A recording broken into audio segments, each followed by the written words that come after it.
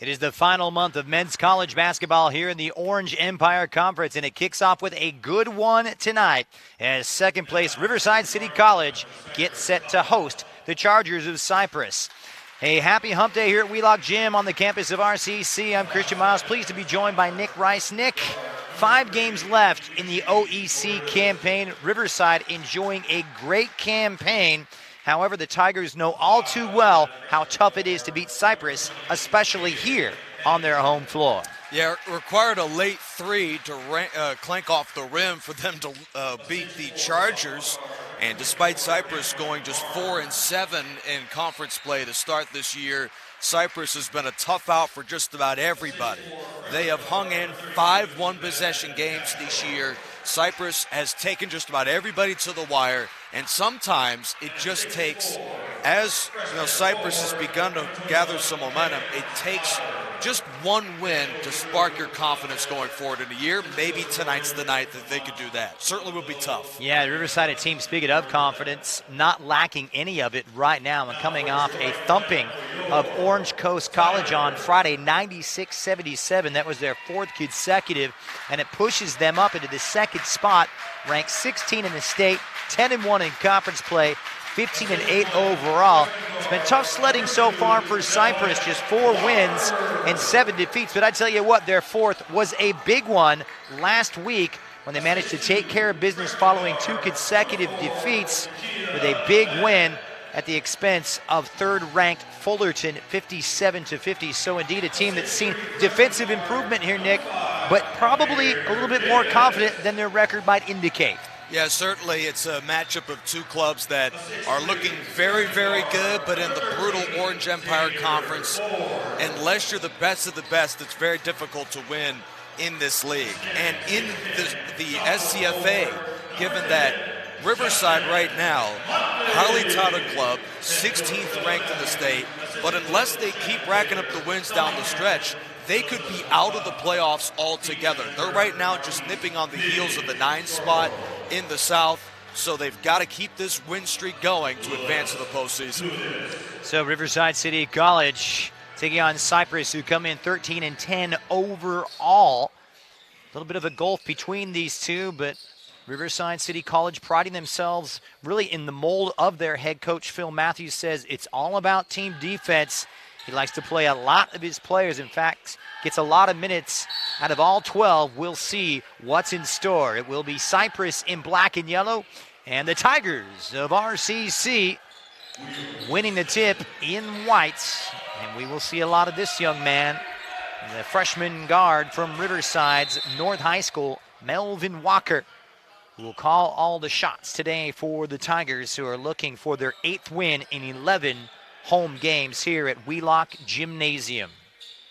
Yeah, certainly a good crowd coming up tonight here at Wheelock Gymnasium, which has been the site, including last year, of RCC playoff teams. The women made it a year ago. The men have consistently been a juggernaut out of this league, out of the South. And now Riverside is putting together their best year in a while as they come in 16th in the state. Certainly a team capable of going on a run here down the stretch. And trying to make it back-to-back 20-win seasons after going 20-10 last year. Walker dumps it inside and looking for Justin Motley, who's double-teamed, dishes it off, traveling against the sophomore forward Justin Motley from Cleveland, Ohio. It's not just football. RCC athletics in general, they will spend time recruiting across the country to find the best talent that this nation has to offer. And Riverside, not just in Ohio, but they have reached into some of the places in Nebraska and in the East Coast to find their talent this year. There's Cameron Barnes with a nice glide to the glass. The sophomore drawing first blood here for the Chargers, who want a good start, trying to pick up right where they left off after that Friday win over Fullerton. Good ball inside and looking for the presence of Motley, who's tied up. It's going to be a foul against the Chargers. And looking early and often inside for the big presence of Justin Motley, coming off a 10-point performance on Friday against Orange Coast College. Davis on the kick, finds his way to Zakiah Levette. Nice look down low, and Motley trying to power it in. No go, as it's rebounded by Sebastian Castro.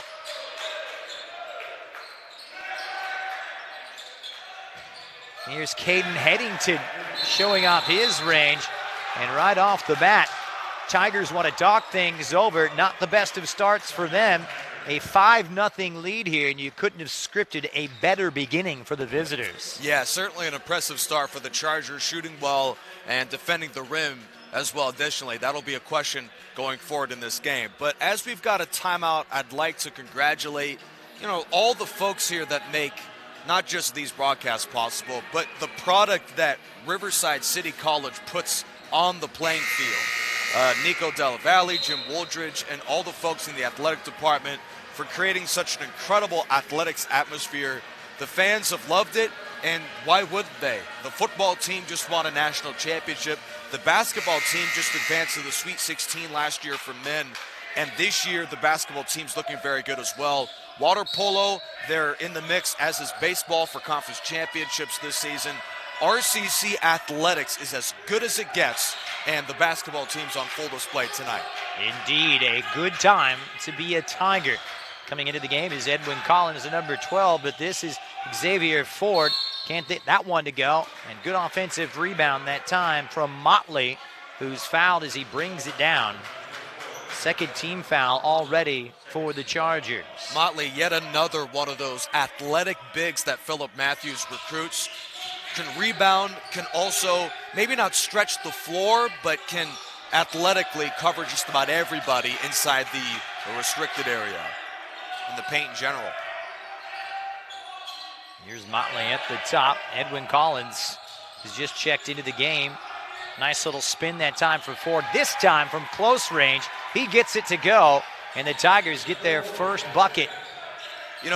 He just got traded today in the NBA, so maybe it's not the best time to make this comparison, but Motley's a lot like a Clint Capella, where he can stretch out and cover anybody as he provides the contest there that missed for the Chargers, and also is a very strong finisher in the paint. So we will, number 10, Justin Motley, we will see throughout this contest him have an impact on that painted area if he plays like he typically does this season.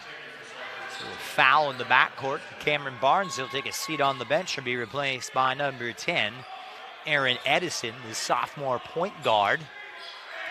Fresh shot clock here for the Tigers. Some penetration from Melvin Walker on the pull-up. A little too strong and chased down by Jalen Slaughter. Here's Headington, who already hit that triple a moment ago. They have a variety of ways they can hurt you. They're feeling confident about their offense. It's a team that's not noted for their prowess, averaging just a little over 64 points a game, second to last in the Orange Empire. And here's Dimitri Mariolis leading off. Slaughter, too strong on the triple, and it's rebounded by Collins. Walker for three. That one just off the back iron, an athletic rebound by Sebastian Castro. Yeah, Cypress still employ these long shot clock possessions. The Chargers want to slow the game and prevent many transition opportunities. We saw Riverside flourish throughout this 4-game win streak in their transition scoring. But against Cypress a month ago, they were consistently bogged down to half-court sets. We're the Tigers. Edison backing down on Collins, and it's Castro on his drive is fouled by Xavier Ford. That's the exact offense Cypress is looking for. They used 27 seconds of the shot clock and waited for Riverside to make a mistake, consistently moving the ball and waiting for Riverside to jump a pass or to be out of position, and that leads to a foul. Cypress, through the first 3 minutes and change, are controlling this game. Very early, though. And Cypress as a team, not a very good free throw shooting ball club. Shooting just under 62%, second to last. An uncharacteristic miss, and one of the bright spots in that department, Castro shoots it himself, just over 77%. This is the front end of that one and misses them both.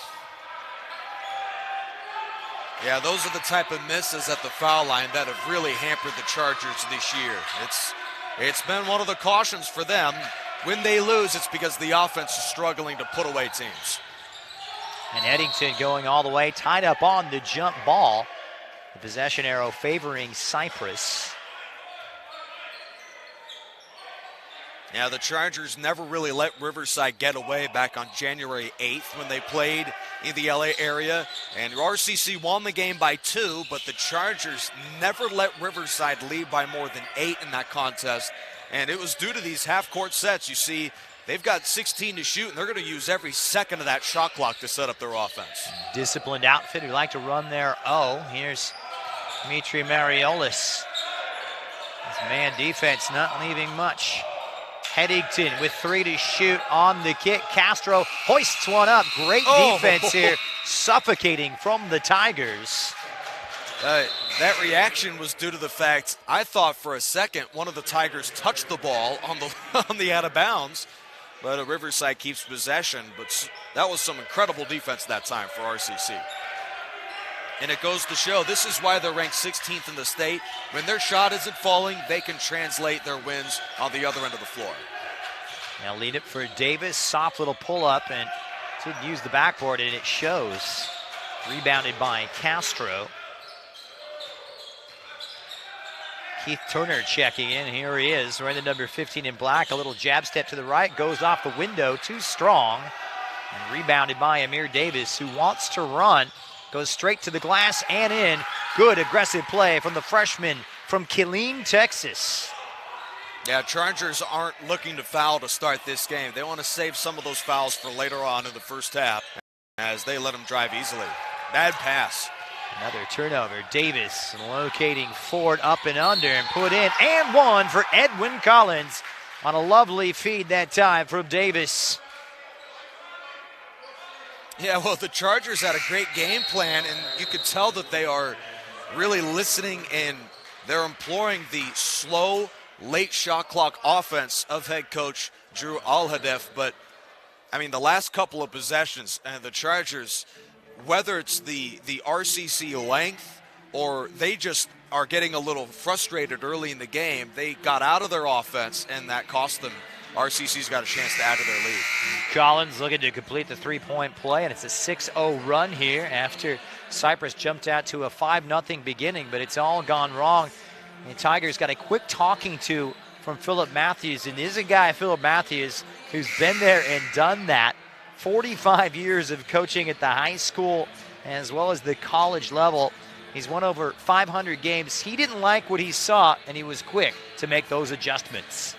Yeah, very rarely do you get a former associate at UCLA as a head coach at junior college basketball. Philip Matthews is about as great a junior college coach as there is in men's hoops, and that's why he was the CCAA Coaches Hall of Famer in '97, because, I mean, he assumes his role as head coach of the Tigers, and RCC every year has been a contender. I mean, this man is about as good as it gets for college basketball. Here's Castro for 3 off the back iron. A little tip and into the gloves of Justin Motley. And here come the Tigers, feeling it right now. A certain spark and energy, boundless optimism. Davis shrugs aside the 3, and it's a turnover. A little sloppy. Castro to Headington to the iron, flicks it up, and he'll take a trip to the free throw line. Yeah, for fans who came here looking for a bunch of three-point shots and, you know, a 100-99 score, you've probably come to the wrong place, because these two teams take pride, led by veteran head coaches, in their defensive efforts. And so far in this game, it seems neither one of these clubs can establish much in the half courts. Cypress and Riverside have gotten most of their shots in transition. Oh, Headington can't get that one to go.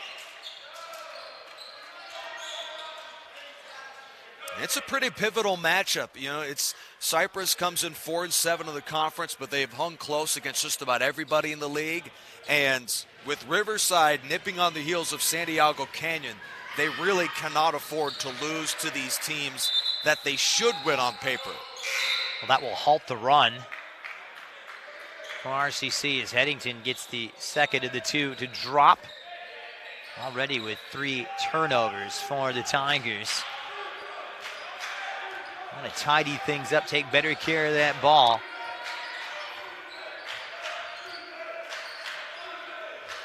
Checking in is Darius Ware for RCC.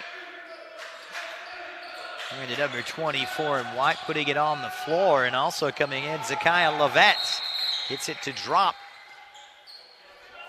And it won't go exactly the way they wanted it to. Foul away, and Ware, who just came into the game, coming up a little gingerly, so he'll be replaced by Motley. Physical defense the Chargers employ, but RCC, they appear to put together the type of year they had last season. I mean, Riverside played their best basketball late. After a slow start, they were 8-4 in the conference and won a game against, here at home, a club which, I mean, they were at least a 10-point underdog against in Mount San Antonio. The Eagles came in with just 3 losses on the year. Riverside demolishes Mount San Jacinto. That was here on Riverside TV, as that 3 is good. Riverside played their best basketball late, and it was their defense that really shut down the Eagles before they lost in the Sweet 16 to Santa Monica, and so far their defense has played well against Cypress. 7 points for Headington. He hits his second triple of the evening. As Cypress take the 1-point lead. Good pass over to this near side, and the triple no good from Lovett. A quick outlet to Aaron Edison, and good transition defense here from RCC. It's had its ebbs and flows already. Edison puts it on the floor, kicks it right back out for Sullivan. Yeah, Riverside can really feast on this offense because they don't have really many guards that can stretch the floor. Headington just loses his footing. 1 to shoot, and it was Smith Coleman. Not exactly his forte. He's it a little strong, and quickly up the floor is Amir Davis. Won't get the shooter's bounce there, and rebounded by Damon Sullivan, the sophomore from Chino Hills. You know what a spawning ground that is, producing the likes of the Ball brothers in recent past. Some pretty good company there, Christian.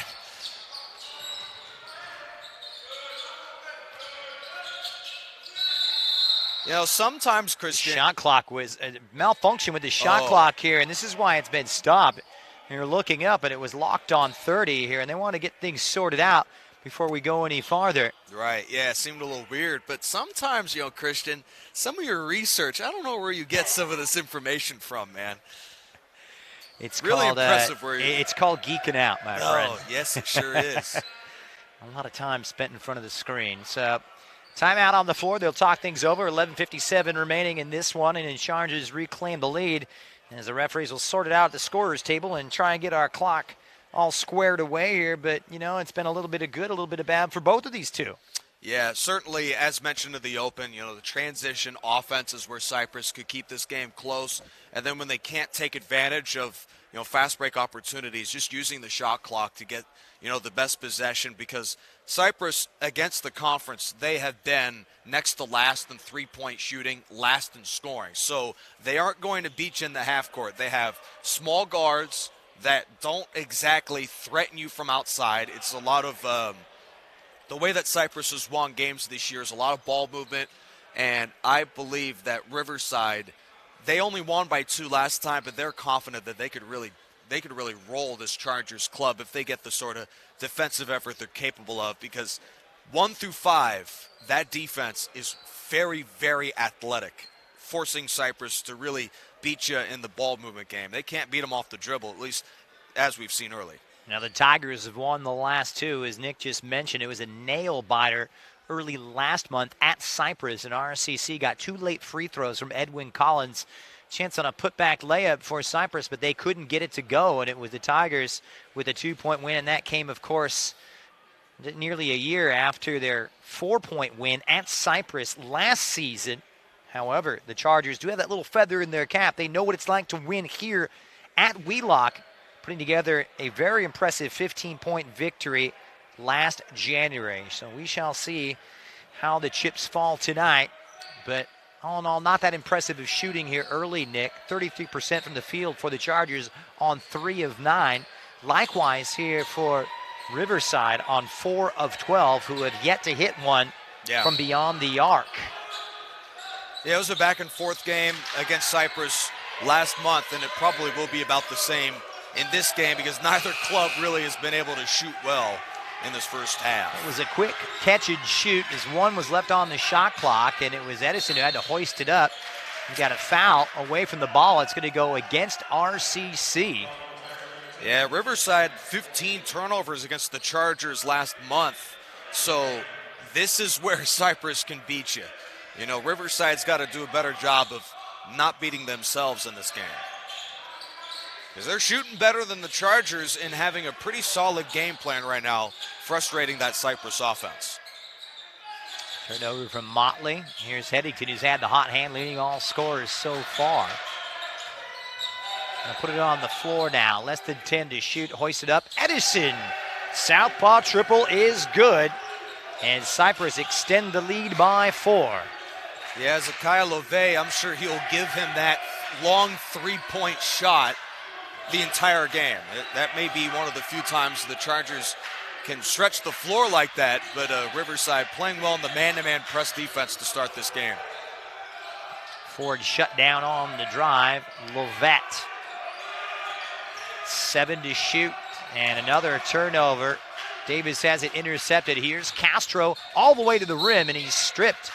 Good recovery defense that time from Amir Davis. So another host of changes. Kevin Zimba checking in, and Ware, who was injured momentarily a few moments ago, now coming back into the fray. Meanwhile, Mariolis will check back in for Cypress as Sullivan will get a blow. Yeah, just a matter of time before RCC kind of finds that offensive rhythm in this game. They seem to be pressing a little bit early, executing some dangerous passes, low percentage passes right now. Well, 9 of their 12 points coming on three-pointers early on here for the Chargers. It's another turnover, a little sloppy, and into the arms of Ford, leaves it off, and it was Lovett. Wow, that would have been an impressive effort to keep that ball in bounds. Nearly had it. Yeah, Dimitri Mariolis, I mean, he flies from the sideline to try and save it. I think he did, but our officials had a better angle than I did. They got us way up here in the perch there, Christian. Yeah, we're in the rafters here. Where the spiders and the jerseys hang. Yeah, as is the 2009 state championship banner. I mean, that's hanging right next to us, too. I'm cool with that. That's good company. On the floor, they'll call this one back on the drive from Lovett. So it's going to go against Edison. 15 foul for the Chargers. They continue to rotate on the bench as Edison goes back and back in. Well, comes Sullivan, who didn't even get a minute's rest. Intensity. Very, very high out there as they look inside. Ware looks to muscle in, swatted away that time by Sammy Richardson. And here come the Chargers. Sullivan all the way to the window and gets it to drop. Excellent play all around from Cypress. Sullivan commits the foul on Zakiah Lovett. Yeah, Riverside is settling for quite a few isolation possessions, and whether it's that the Tigers really outside of Melvin Walker when he hits the bench, they don't have a true playmaker. Now Walker is in right now triggering the inbound, but whatever it is, Riverside seems to settle for a lot of one-on-one situations, not in that sequence with a pass from Walker. Ford puts it on the floor, jump stop, and he's fouled. And that was off a Walker pass. When he's in, it seems this offense moves the ball a whole lot more. And that, against Cypress, may not be that big of a deal. Chargers lead early, though. But against a San Diego Canyon, who is currently the second-ranked team in the state and a half game in front of them for the conference lead right now, if Riverside can't get the consistent playmaking of a Walker with some of those other guards, it may be a tough game against the Hawks later this season. That's the 4th miss in 5 trips to the charity stripe for RCC. And Ford hits the 2nd. Yeah, pretty slow start for RCC's offense. You just wonder how long it'll take before, the Tigers get better looks here. So 5-point game. Chargers looking to exact revenge after that 2-point loss last month in Cypress. Castro down low, muscles it in, and one. Sebastian Castro, the freshman from Garden Grove, utilizing his authority down low and a chance to complete the 3-point play. Yeah, along with an off-ball screen. I mean, these two teams are very well coached.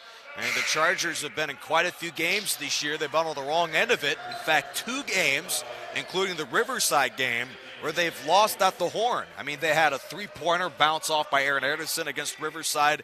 They also lost another game in conference play by 2. So they have come very close to being a completely different club than the record says this year, where they're just 4-7 in the conference.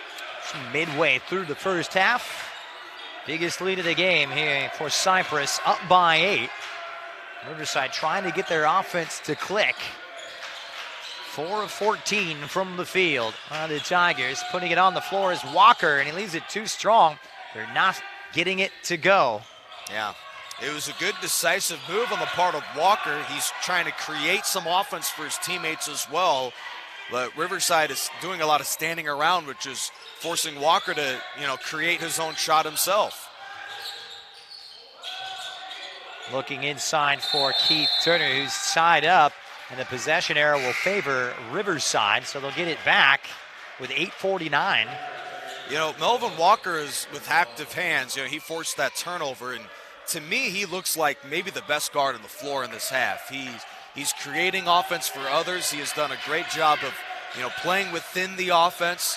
Now Walker is out of the game right now, but when he's in, this offense has a lot more movement to it, and he's also a pretty stout defender.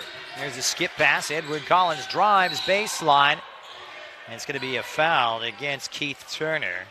And, Melvin Walker is another Riverside kid. He's a product out of J.W. North High School, and, that's in the neck of the woods of Kawhi Leonard back in the day, and he's obviously, doing his... Not bad company to keep. Yeah, he's certainly done his job after his collegiate playing days, but, every now and then, Riverside, you get the Pauley kids or the North kids that don't get the same type of love as Sierra Canyon, which you're familiar with, Christian. And, nobody gets the love that Sierra Canyon did. By the way, 17 foul, so it's the front end of the 1-1 here for RCC. Find themselves in the bonus.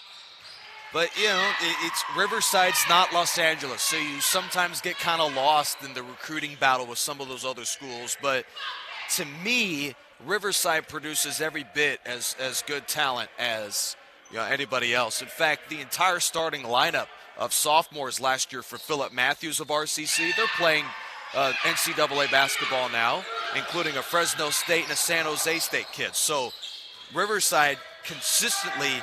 Maybe they don't have the flashiest, teams, bad pass and a turnover, but just like a Melvin Walker, another tenacious, high-energy kid that should play Division I ball next year. Too strong from Collins. Offensive rebound by Xavier Ford. 5th turnover for Cypress. 5 as well for RCC, but the Chargers will get it back here. Up by 6. Hasn't been a clean game. Hasn't been easy on the eyes, but I tell you what, it's full of all kinds of high, intense energy. They want it, and they want it bad. Well, not only looking that. for some help. Here's Mariolis spotting up, and it rims out. Oh. Was it a shot in the face there coming down for Xavier Ford? Yeah, Cypress, you got to love the game plan here. They're getting Riverside frustrated. That's probably why they're having a low field goal percentage right now. But the Chargers up against, a club in Riverside. We'll talk about these names tonight, but just like last year, a lot of these starters you will hear again in Division I basketball next year. RCC led by Philip Matthews. It's a pretty good recruiter, Matthews is, knowing, hey, I used to be an assistant at UCLA. I used to, float around Division I basketball. I can get you to the next level. That's a very good recruiting tool for head coach Philip Matthews. So they've got as good a talent as anybody in this conference. Matthews has been there and done that. Now in his 4th season with Riverside City. And after missing 4 of their first 5, now they've hit 4 straight from the charity stripe. Getting their way back to within 4. At 17-13 late in the first. There we go. They'll shake off a high pick from Slaughter. This is Castro driving all the way to the rack, swatted away by Justin Motley, using every inch of his big 6'10" frame. That's number 10 right there, Motley. Incredible shot blocker, third best in the conference. That's the type, I said it a moment ago, he's getting tied up here underneath by Jalen Slaughter, but, Justin Motley is like a Clint Capella. He will stretch, he can stretch you defensively, which is why RCC has been such a stout defense. If a guard gets beat, Motley's there to recover. Great rim protector as well. But I don't know about this decision, bringing him out of the game like that. And Philip Matthews has some choice words for Motley after that foul. But, when he's in the game, that defense has been excellent. So Castro to inbounds, foul away from the ball. 5 seconds. 5-second call, you're right. We don't see that too often. Right. This is why Riverside is 10-1 of the conference this year. Yep. Tigers, what's their shooting percentage right now? 4 of 16, and they're only down 4. They're going to start hitting some shots sooner rather than later, will Riverside. And just starting to tighten up that defense. Wide open look for Levette. Too strong and rebounded by Cameron Barnes, who's checked back into the game for head coach Drew Al-Hadif. RCC also 0 of 5 from 3. You can see Philip Matthews after that miss from 3. I think he would have wanted his shooter to take a step or two up. But, we were talking this during the pregame, Christian. That's almost the new NBA, where guys will, instead of taking a contested 3 at the line, they'll take an open 3 3 feet beyond the line. But that was not an open 3. Well, Davis blocks it, thwarting the attempt from Aaron Edison, and it's going to be goaltending on the other end. So great play from the freshman, Amir Davis, who is shining bright here in the first half, cutting the lead to 2. Well, maybe I stand corrected about them bringing Motley out of the game so early. Riverside looks fresh. Maybe the continuity's not there in the first half, but when you play 10, 11, 12 players, it'll pay dividends for you later in the game on the defensive end, which has been clear right now. Ferocious defense, and Edison leaves it too strong, rebounded by Amir Davis, who's a ubiquitous presence now, and they want to run. Putting it on the floor is Ford, and he'll take another trip to the free throw line. Yeah, athletic finish there. Didn't get it to go, but has a chance to tie. But going to the other end, with so many fresh bodies in the game, you could see Cypress, they've got 2 players with their hands on their hips, one over his head, one's bending over. Because when you go up against the Tigers, this is why Riverside came back down 5 down the stretch of the second half against Cypress a month ago on the road, because they have so many fresh bodies in the game. It is incredibly difficult to beat this team for 40 minutes. Maybe early Cypress is playing well, but later in the game, you're going to have to settle for those long-distance threes, because those athletics defenders will give you nothing inside. So Ford, the freshman from Pasadena's Maranatha High School, ties it up at 17s. Headington is checked back in, leading all scorers for Cypress with 7. They could use a lift right now. And well is dried up. Mariolis, 10 to shoot. Headington puts it on the floor, dishes it off now. Pull-up jumper not there. Headington forces it and gets it to drop. Tough shot for Caden Headington, the freshman from Huntington Beach. 9 points for Headington. He averaged 2.5 a game coming into tonight. He's really feeling it. Only played a couple of minutes in the last meeting against these two. And this one is going to go against RCC, as it's Kevin Zimba is called for the offensive foul.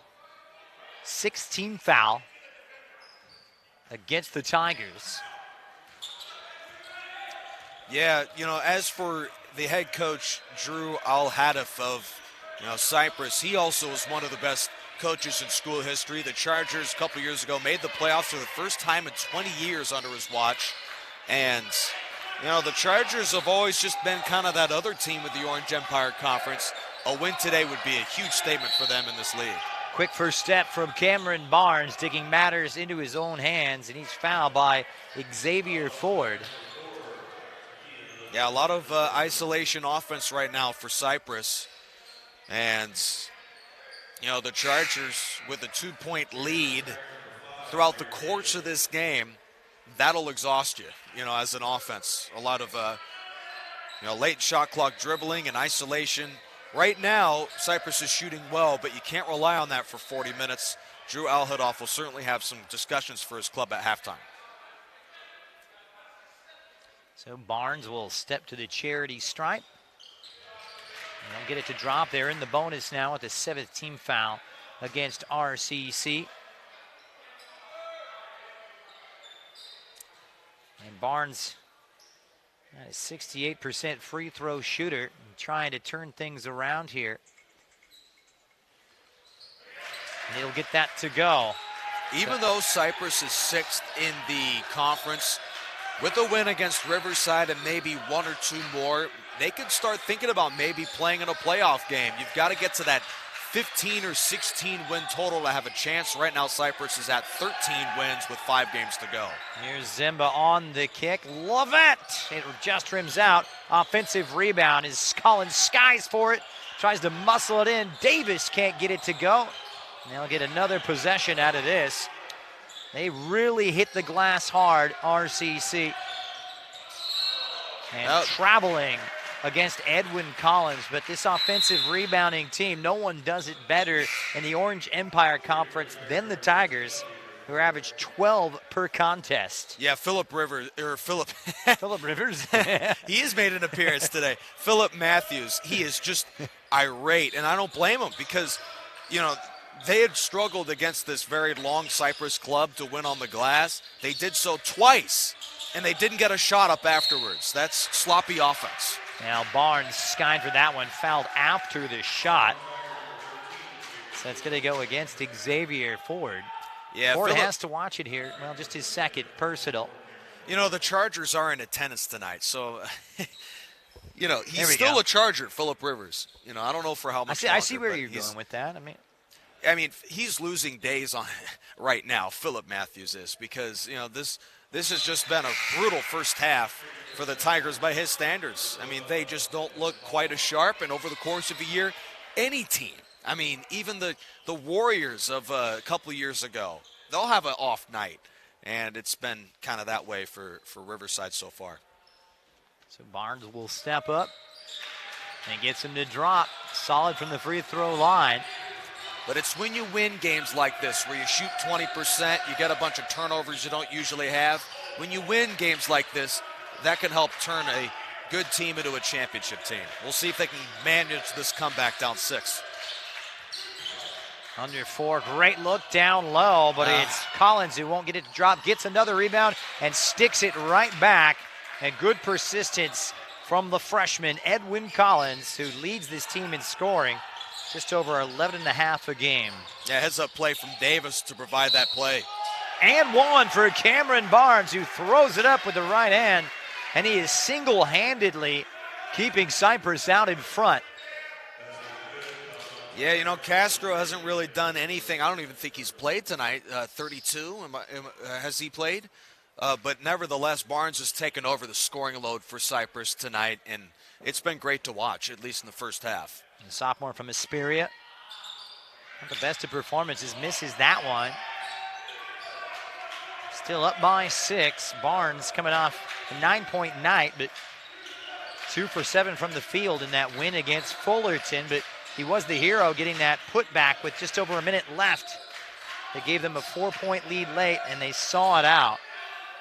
Meanwhile, Zimba's jumper won't drop. Offensive rebound, and they are making a living and a killing on the glass as Davis gets the putback. Yeah, he's just a freshman and doesn't have, the most sparkling numbers, is 4.5 points a game, but his defense and his versatility, because he's a good playmaker too and rebounder, that makes him such a valuable asset for head coach Philip Matthews. Now, Edison, before the drive, it's going to go against Cypress. And Davis is not the biggest or the strongest, but, he's just so tenacious out there.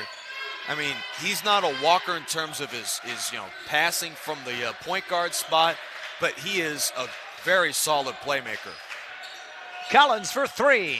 and he drains it. Good hit from Edwin Collins. Hasn't exactly been prolific from beyond the three-point line, shooting just under 27%, but a big, big bucket as they now find themselves 3 of 11 from three-point land. Or, excuse me, their first in 7 opportunities. Right. So, I was talking a moment ago about Amir Davis and his presence. That's another assist for the freshman. He wears number 5. So, for folks who are wondering who he is, for RCC, he demanded so much attention there. I mean, it was just easy offense. He's standing there in the wing, pulls in 2 defenders, sends it to the open shooter, and he hits. And that's the sort of second playmaking option Philip Matthews has been looking for this year. When you're a coach at junior college basketball, it's even worse than in the NCAA because your guys are leaving every year to every other year. So when you get a guy like Amir Davis, just a freshman, who is that smart, cerebral, and also that selfless to not take the ball there into 2 defenders, he makes the right play. And, that's the sort of play that Riverside needs against a good team like Santiago Canyon in a few weeks. RCC cleaning the glass with 7 offensive rebounds already. That's been the story. Oh. They haven't shot it that well. It's careless. And another turnover, the 8th here in the first half from the Chargers. Yeah, some of these Cypress passes, I mean, what are they? I don't know what they're thinking right now. Maybe that's just good Tiger defense. Combination of the two, perhaps some nerves, and a chance for RCC to take the lead late in the first half. Collins puts it on the floor, drives, and on the kick, finds his way to Levette. Baseline jumper is good, and Collins hits the triple. He is feeling it. And all of a sudden, the Tigers take a 2-point lead. Yeah, you mentioned it. They went on a pretty long run there without a 3-point make. Riverside had been executing their offense very efficiently in the first half, all things considered, because they keep, substitutions, 3-4 players in at a time. And now the Tigers are starting to hit those open shots. I'll put it on the floor. A good drive that time from Romulo Howard, and the putback is there. 27s. We've got ourselves a ball game, Mr. Rice. Just over 90 left here in the first half. They've led by as much as 8. Cypress. Tigers must be gassed, though. They're not moving much away from the ball. Levette on the pull-up just rims out, and Mariolis, of all people, he is fouled from behind by Zimba on the defensive rebound. Yeah, Philip Matthews is irate. He's talking to Zakia LeVay, who didn't really touch the ball in that possession. And there might be a reason why. He spent most of that series just standing in the corner. And I think over the course of the last 117 of this half, pretty integral to how the Tigers finish this thing before we hit the break. They've got to do a whole lot more of the off-ball movement in the second half, because considering the amount of substitutions Philip Matthews has, yet another one here with Elliott checking in, there's no excuse for fatigue. I mean, they've got 11 players that are suiting up tonight for RCC. And they like that heavy rotation. Sometimes you see those hockey full bench substitutions. There's where and they continue to rotate the troops as Mariolis hits the first free throw. He's a 70% shooter for the charity stripe this season, the sophomore from Downey. He's at Downey High School and gets them both to go. Yeah, just no excuse for the stagnant lack of ball movement. They've got to do a better job of getting everybody involved here. It's a 2-point game.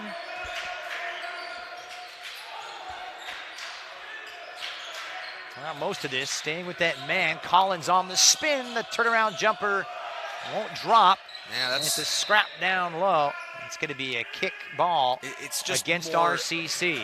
I'm with you. It's just more isolation basketball. One-on-one pull-up from Collins. I mean, in a type of game like this where your offense is not flowing, there was an open corner 3 that he could have taken. Instead, he takes it himself. In other games, maybe the Tigers are shooting a higher percentage. Maybe you take that pull-up shot. But in this sort of game, your offense not really flowing. Take the open shot with a standalone shooter there. I mean, that has really cost them in the first half. A lot of isolation offense.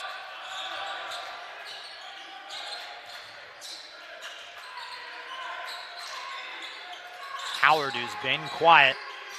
7 to shoot. Castro with 5, traveling against Sebastian Castro.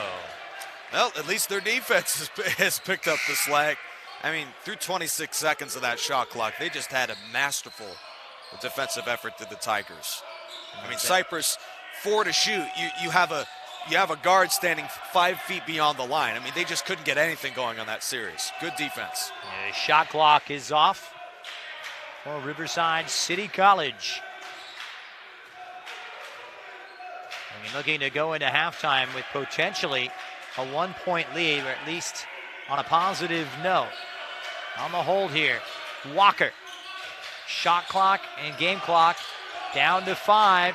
3 to shoot on the pull-up, Davis. And it won't drop, and that's going to do it. I tell you, it's been a seesaw battle here, back and forth through the first 20 minutes, but it's Cypress with the 2-point lead. Yeah, pretty tumultuous first half for Riverside. A lot of pretty good looks that just wouldn't go. Usually they would, but the Tigers have to, with Philip Matthews, he has to just be pretty disappointed about, the first 20 minutes and the lack of the ball movement. I mean, Riverside notched a total of 3 assists in the first half. That has to change if Riverside wants to win this game. Plenty to talk about at halftime, but here at the intermission, it's the Tigers trailing at home 29-27 to Cypress.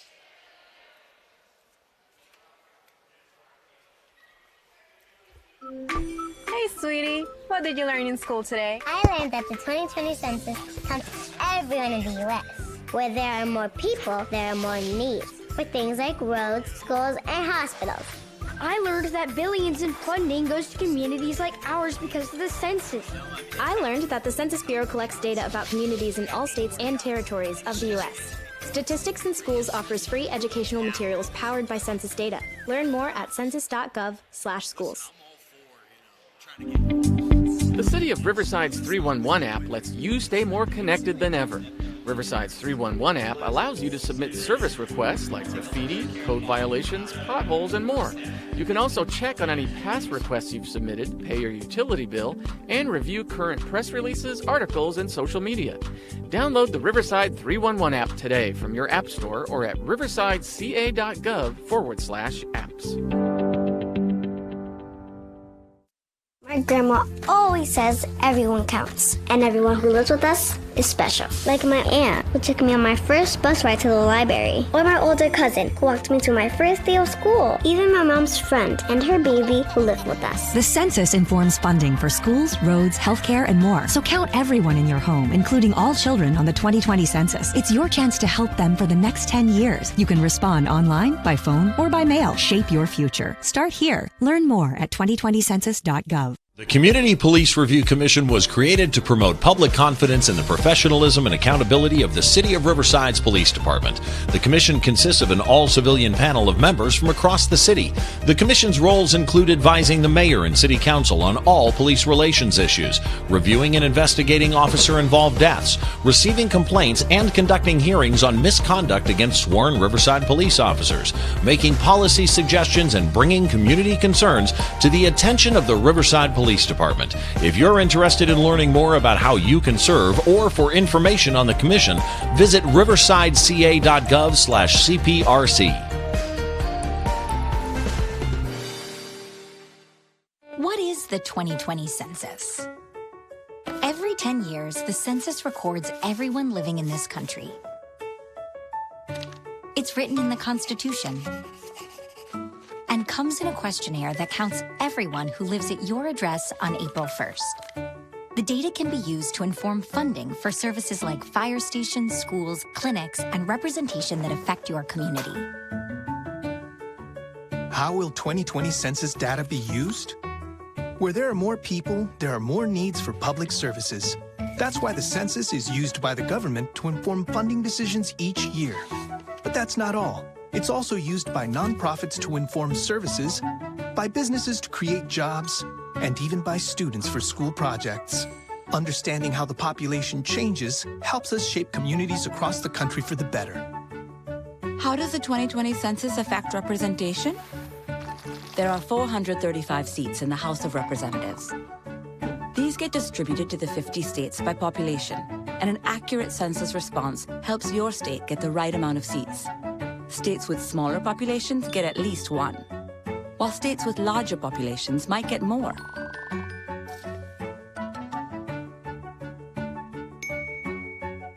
How do I take the 2020 census? In March 2020, every address in the country will receive an invitation to complete a simple questionnaire. And there are 3 ways to respond. Number 1, do it online. Number 2, call by phone. Number 3, send it by mail. For those who don't respond, a census taker from your community will follow up and assist you. Is my 2020 census data safe? After sending your census response, your personal information is kept safe. By law, it can't be shared with any other government agency, law enforcement, or landlord. No one. So take your 2020 census with peace of mind.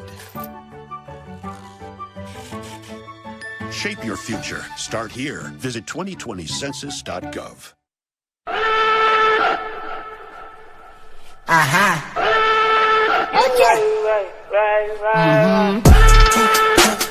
Right with the back and forth, right back and forth, like fuck up what you asking for, but your back and forth, like but this your man still back at home, he ain't that important, like you ain't really seen it like that before, you like when you put it like that, you right.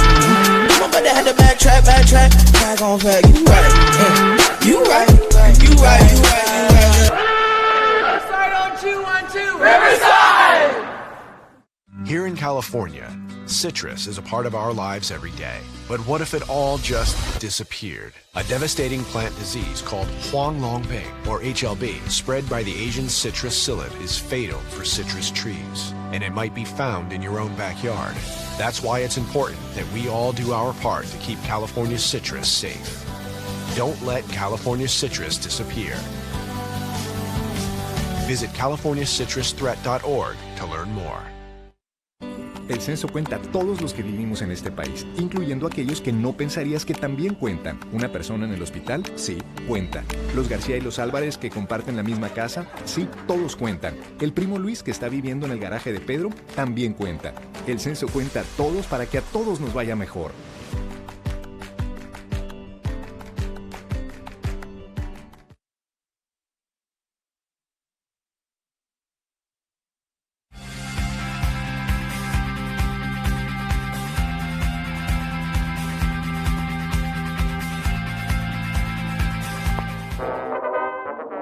I paint.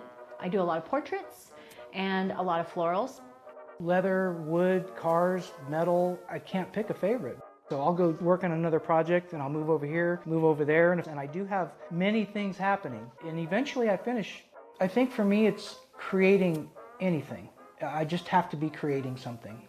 I start by writing my thoughts on the canvas, and then the painting starts. It's usually acrylic, and then some chalk or charcoal pencil on top, or occasionally it's oil.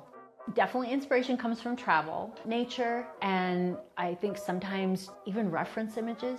It's not always reflected directly in the art piece, but definitely inspiration comes from it. We have ideas and we run things off of each other, and we'll talk about, you know, a lot of times she likes things different than me. I'm like very finished and polished, and I like traditional woodworking things, and she may like an older, rattier piece of wood that I would throw away.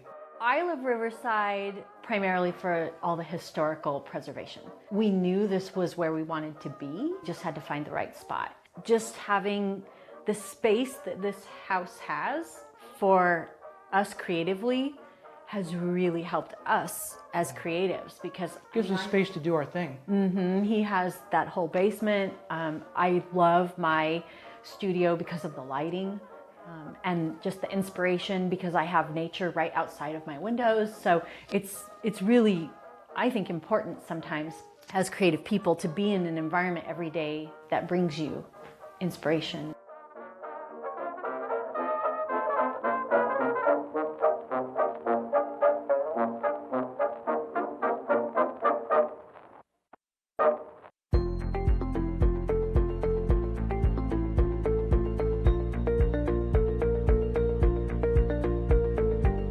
Code enforcement receives hundreds of new complaints each week from the public, and our code enforcement officers are tasked with responding to them. As part of the city's strategic goals, the Riverside City Council adopted a set of performance measures for the Code Enforcement Division of responding to 90% or more of complaints within 5 business days or less. Prior to this goal, the division's response rate was around 50% within 5 business days. In order to accomplish this, we made some minor process adjustments to streamline the process of getting complaints into the hands of a field officer, but most of all, we created a culture of responsiveness within the division. The Code Enforcement Division's automated case management system was used to initiate cases as the complaints are received and not just at the beginning of each workday. This allowed real-time access to complaints that staff could address more quickly and often leads to same-day response. Staff has also made adjustments to their work routines to assist fellow staff if inspections are finished early, since the overall performance goal is taken as a group and not as an individual. After making these minor tweaks, performance skyrocketed. Staff averages are measured division-wide, with approximately a 92% rate of inspecting cases within 5 business days. But even more astounding is that 50% of complaints are investigated within 1 business day or less. Supervisors keep a close watch on staff performance and make assignment adjustments when needed. This success can be attributed to the Riverside City Council's emphasis on customer service to achieve its strategic goals. The main ingredient in achieving this goal, however, is staff's daily and continued hard work and commitment to achieving success with this performance measure. For more information about code enforcement or to file a complaint, please visit riversideca.gov/code or call 311, your one-stop shop for city services.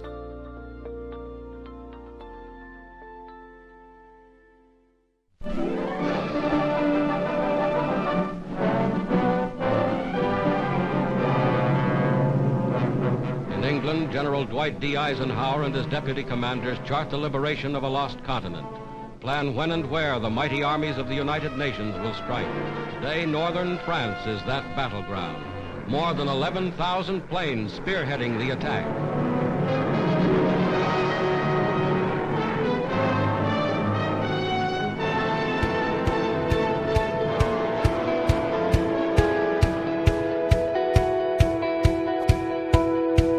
Built in Santa Monica in 1943. At that time in our history, we didn't have an Air Force. We had an Army Air Corps. So the Army Air Corps took possession of the plane and it did some flying in the States, wound up on the eastern seaboard and went to Europe after its state-bound flying. Then it joined the forces, the armed forces in Europe during World War II, and it flew numerous missions. Probably the most well-known is D-Day. Vast squadrons of bombers and transports led the way. We restored the plane back to what you see now with the invasion stripes to represent what it looked like on D-Day.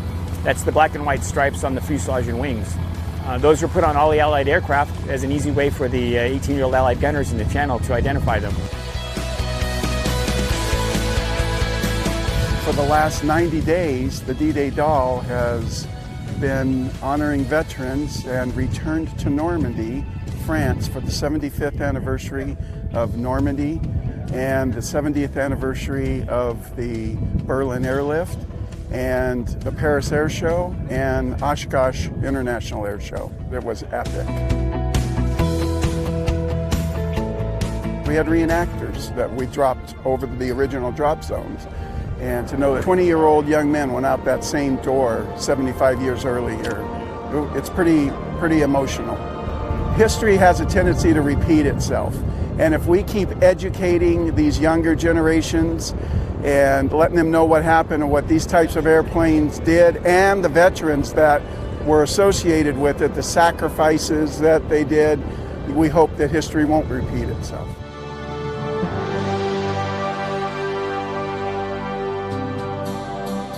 We have 4 aircraft that our museum flies and maintains for the Commemorative Air Force. The Commemorative Air Force in total has about 150 World War II aircraft that we fly and maintain. We're about the 8th largest air force in the world. Well, you can buy rides on any of the aircraft, but the easiest way to get a ride is to become a member and volunteer. The museum is open Tuesday through Saturday, 10 to 2. We're welcome to have individuals, groups. We have school kids come through regularly on tours to see the aircraft and to hear the history that the docents tell about each of the aircraft. We look forward to seeing you at the Inland Empire Wing, CAF.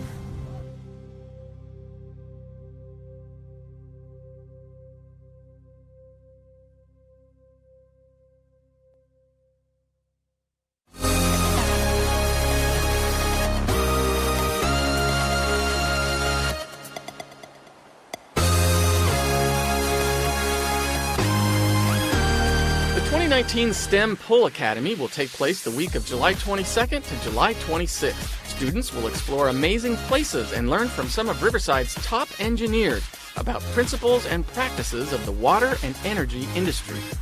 You'll attend workshops with industry professionals. Participants will spend time with Riverside's distinguished members of the community like Mayor Rusty Bailey and other Riverside city officials. As students are gathering all this knowledge, you'll work in teams to develop a unique idea that could possibly one day benefit the utility or solve a utility industry problem. On the final day of the week-long event, the teams will take to the stage and present their design challenge idea to a panel of judges. They'll have a chance to win big and compete for team prizes of $500, $700, and $1,000. So if you're one of the first 60 students to register, a student who likes to share your skills and ideas, don't wait. Sign up today because the seats are going fast. For more information on this free event and how to sign up, contact Damaris Velez at dvelez@riversideca.gov.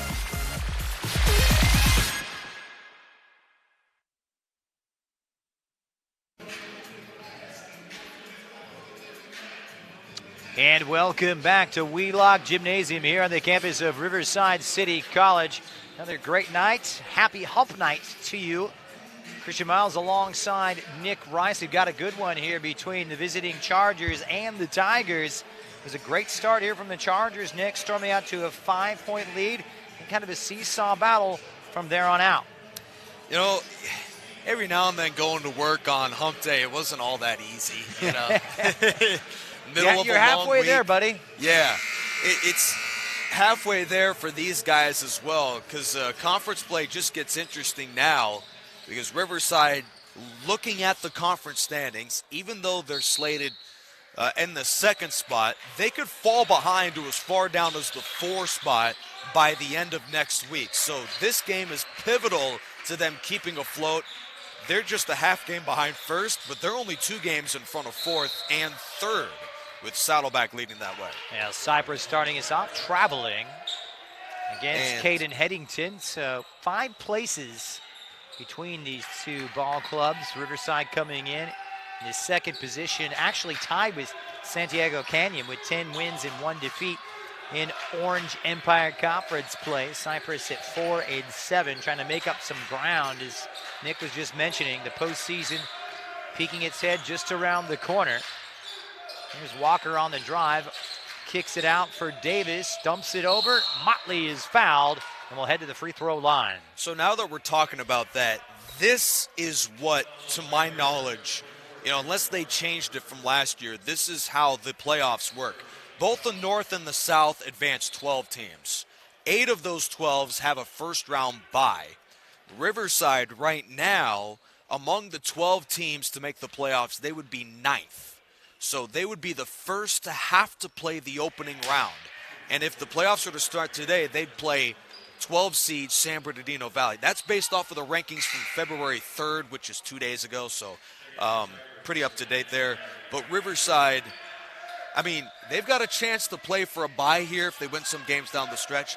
But they by no means have clinched the playoffs. They've got to continue to win games, even against the Cypress club that's tough, that may have a 4-7 conference record, but they are sneaky, and they could beat you if you don't, come out here strong in the second half.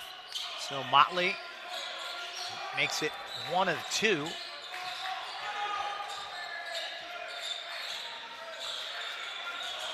And, of course, we don't know, because that's 9th ranked out of 12 for Riverside in the southern area. That's based off of the state rankings right now. A lot to be changed, of course. But also, there's more than that. These the rankings and the playoff seeding, it's not just determined on rankings, but also on RPI, win-loss, head-to-head. There's a lot that goes into it. And frankly, I'm a math nerd myself, just like you, Christian, but I don't have that type of time. There's a lot of mathematics that go into it. It's a lot of numbers to crunch. Offensive foul against Headington of the RCC ball. Trailing by 1. Another turnover here. I mean, there were 2 defenders there on Justin Motley. That is not the pass to make. And Motley, I thought, got a clean block there. He's beside himself, and I don't blame him. Motley rose magnificently to swat it away from Castro, so Castro will shoot 2. Yeah, Castro's been pretty quiet today. He came in 13 points a game. I mean, as a freshman, you'll have that every now and then. It's your first year, going to classes, out of college, a little different than a high school, more expectations.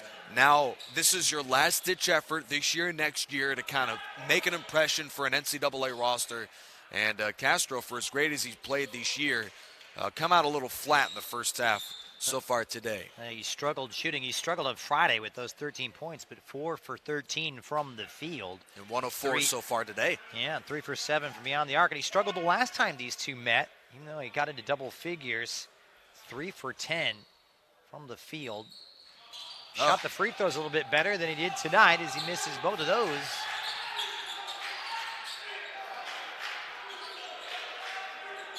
RCC now looking for a lift in half number 2, trying to extend their 4-game winning streak. Cypress looking for back-to-back wins after taking care of Fullerton College on Friday night in Cypress. That snap back-to-back losses. Good look down low, and Motley just gets tied up with Dimitri Mariolis. That's a pretty good decision for Riverside coming out of the half. You've been struggling throughout the first 20 minutes to move the ball and move the players, efficiently. And Philip Matthews saw the changes to be made, and he's just featuring Motley there on the block. If you can't move the ball outside, why not dish it inside to Motley? Davis on the drive. This is going to be another foul against Cypress, their 4th team foul. And we're not even 2 minutes into the second half, and that could play a big, big role as this game progresses. Yeah, Cypress was quickly in the penalty in the first half, but I don't think they mind that. With how large a rotation they have, they're already making subs. Damon Sullivan checking in for the Chargers. I don't think they're afraid of getting into foul trouble here early. They've already had 1-5, and they narrowly avoid it. Riverside City, 3rd in the conference in points scored per game, just under 72. But it's going to be traveling against Walker. These officials are not letting a whole lot go coming out of the locker room. Pretty tightly officiated game right now. It's starting in similar vein when you and I were talking at halftime. Hey, it wasn't exactly the cleanest played game. A lot of turnovers in the first half and the second half, kind of starting in the same vein. Yeah, when you are consistently getting barked at by your coaches, you don't want to commit that turnover or that foul that changes the momentum of a game. So I don't blame these players for coming out with this game officiated so tight, a little tight, a little tense to come out of the locker room because they don't want to make that mistake. Oh, what a play. And what a drive from Damon Sullivan. Goes right with the left and a chance to complete the and one. Just quick feet from the little sophomore. He's only 5'9", but he used his speed to very good effect. I mean, quite a few of these typically low-scoring players are having a pretty big impact. I mean, before the game, if pundits were to say their top scorer, Cypress's Sebastian Castro, would really have no impact on this game, I didn't think that the Chargers, who are a pretty low-scoring offense to begin with, I didn't think they'd have much of a chance in this game. But they have gotten a very surprising contribution out of Damon Sullivan, number 1, and also from a couple of those contemporary pieces like a Kajon Barnes and a Jalen Slaughter today.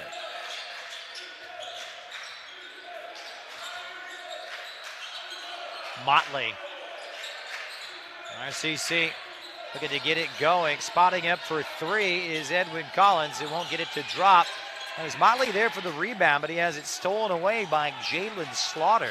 Good offense and a good look, just couldn't get it to fall. Tense game. Castro on that high post. Pull-up jumper. Too strong off the back iron and a foul on the rebound. Did you hear that, Christian?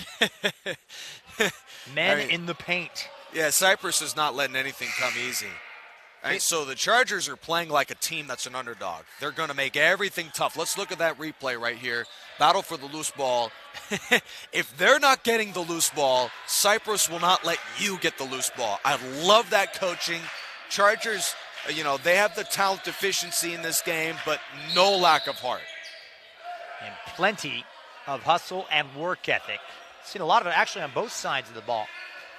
Never going to get a shortage of it with a Phil Matthews coach team here at Riverside City. And we saw it at Riverside City. We saw it going all the way back to the 80s when he was the coach at Ventura College. Head coach at University of San Francisco as well. He's been there and done that, but he's instilled that fighting spirit. And another foul. They continue to stack up. Yeah, that's the last to give for Cypress. They're now, next one's going to put them in the penalty. 3 minutes into the second half. Already with 6 team fouls. And still not a terrible decision for the Chargers. They're going to make Riverside earn it. Their medal will be tested from the free throw line. Meanwhile, nice looking drive from Amir Davis, who softly puts it off the glass. 8 points. Stout defender, good playmaker. When you can also get him to create his own shot like that, he is so lethal as a freshman. Mariolis on the kick. And for 3, it'll be Romulo Howard. Rebounded by Amir Davis. And here come the Tigers.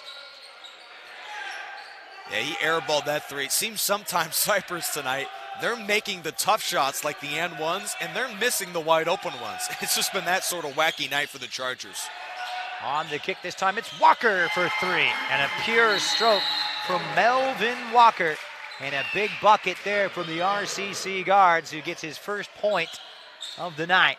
If I'm not mistaken, Christian, this is the largest lead of the game for RCC. They were up by 1 early, 6-5, and I don't think they've led since.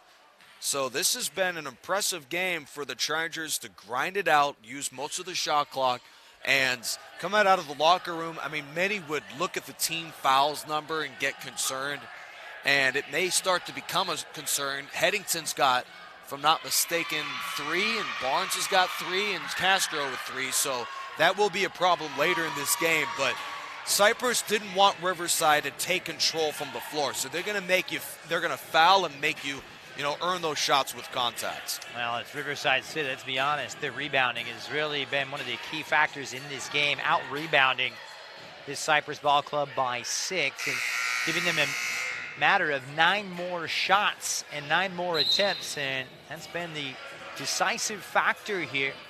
Cypress know, hey, when you go up against this RCC team that amongst the best rebounding teams in this conference, they've got to hit the glass hard. I'm sure that might be one of the points stressed by head coach Drew Al-Hadif. 15:53, early days here in the second half. And that's really an astonishing number there, considering that other than Motley, they don't really have a true rebounder. I mean, Riverside right now, a 4-guard lineup. They'll go small, and they still have out-rebounded Cypress, plus 10 last month against the Chargers, plus 6 tonight on the glass. Cameron Barnes puts it on the floor, and he is fouled. And to give it to Edwin Collins. I mean, that's the sort of versatility Philip Matthews recruits. He wants guards that can, rebound the ball and can cover, the paints defensively. I mean, Riverside isn't the sharpest shooting 3-point offense, but on the defensive end, he loves all guards and bigs can cover all positions. And we have seen that tonight. Chargers, every shot has been difficult for them so far. 5 to shoot for Castro. Finally goes the lane and blocked by Motley. Looked as though he had a clean block on it, but it's going to be a foul against the Tigers sophomore. Yeah, Amir Davis has got to keep the dribble drive in front of him. Number 5, Amir Davis, he just gets blown off the dribble. Let's look here. Davis, by a good 2 steps, as soon as he attacks the basket, Castro blows right by Davis. That's a freshman mistake. Late in the shot clock, allowing the Chargers to beat you off the dribble. That'll cost you here late in this game. You got to make them shoot those perimeter shots. Cypress has been shooting a bit better than usual from outside, but late in the shot clock, that is the attempt. If you're Philip Matthews, you take. If you could take anything, that's the one you'd want them to settle for, a long 3. Now Castro really struggling from the free throw line. 1 for 6. Barnes can't get that one to go from 3-point land. Here's Mariolis for the triple. Leaves it out the front edge and aggressively rebounded by Edwin Collins, who looks to run, spots one up for Levette in the corner, and he'll pull it back out. 4 team fouls already against Riverside City, not too far behind the 6 of Cypress, and that was the 3rd personal charge to Justin Motley. Just a brutal start to the 3rd quarter for the Chargers offense. They just can't seem to drop any good look right now. Nice little dish inside, pulling up as Levette won't get it to drop. Ball on the floor, and it's corralled by Jalen Slaughter. And the jump ball is going to favor Riverside City on the possession arrow. Yeah, there's number 5 for Riverside, Amir Davis. Maybe he got beat off the dribble I talked about earlier, but he makes a huge play defensively. The ball caroms off the hands of Levette for Riverside, but Davis, just a freshman. I mean, that's the sort of coach's pet that allows him to get so many minutes on the floor. You know, Philip Matthews will bring in 6-7 players deep off the bench, but Davis, you could tell, at least tonight, he's the one that Philip Matthews loves to keep into the game because he's never out of a game. His effort will keep him in. He has earned the type of minutes he has so far for the team. In fact, Davis, by way of the numbers, he has the 2nd most minutes on the team, only behind Melvin Walker of Riverside, number 2, who's got the ball right now. Here's the aforementioned Davis. A little runner won't go for him, and it will be RCC ball. So get a fresh 30 out of it as well. Up by 2.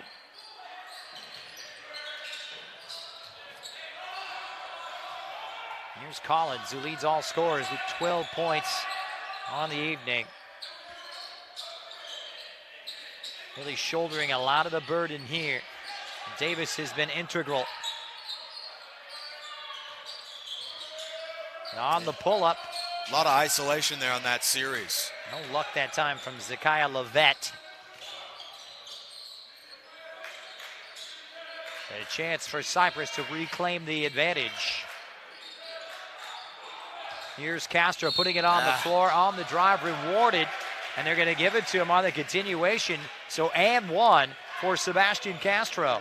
Yeah, just in my opinion, really a bad decision on the part of Riverside's Edwin Collins. The freshman was tangled up at the 3-point line with Castro. He was trying to play that, bully ball game. Good pass, led Castro on stride, and he just beats him to the basket. And then to account for the bad positioning, he allows a 3-point play. And he finally gets another free throw to go. He's 2 for 8. Tonight from the charity stride is Sebastian Castro, but a big bucket there for the Cypress freshman.